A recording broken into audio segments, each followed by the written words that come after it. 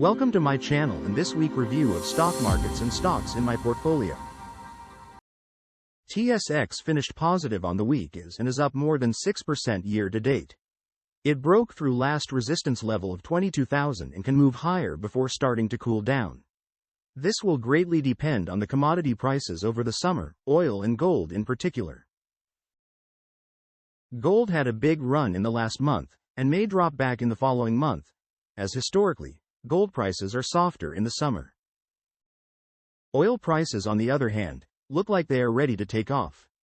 They bounced twice above 200 SMA and are now above both 50 and 20 SMA, which is quite bullish in my opinion. In my portfolio, I sold 50% of my gold stocks during the last peak and will be waiting for the pullback in gold prices before adding back. I have restocked my position in shares of oil companies, as I think they have good chances for the uptrend in the short run.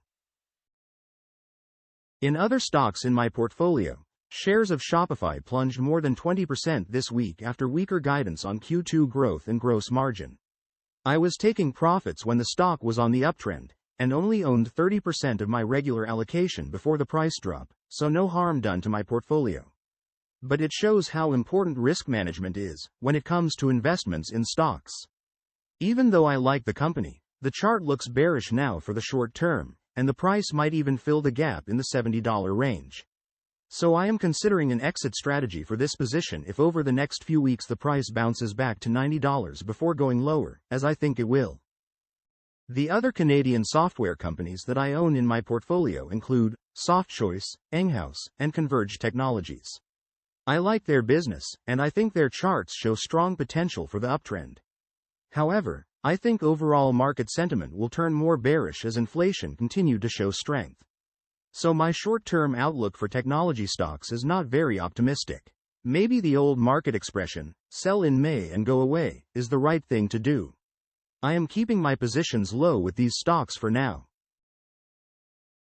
I have over 30 names of companies in my portfolio. It is not possible to mention all of them in one short episode. I will be covering most interesting of them in the upcoming episodes.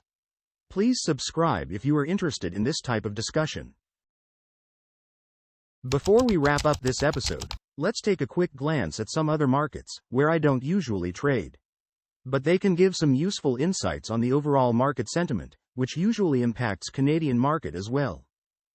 In crypto market, Bitcoin is struggling breaking through 20 SMA, indicating potential move down. If it falls through 100 SMA over the weekend, it may retest the potential support right above 50,000 in the next week or so. Dow Jones, on the other hand, is showing surprising persistence to continue the uptrend. It bounced off SMA 20 this week, which is a bullish sign.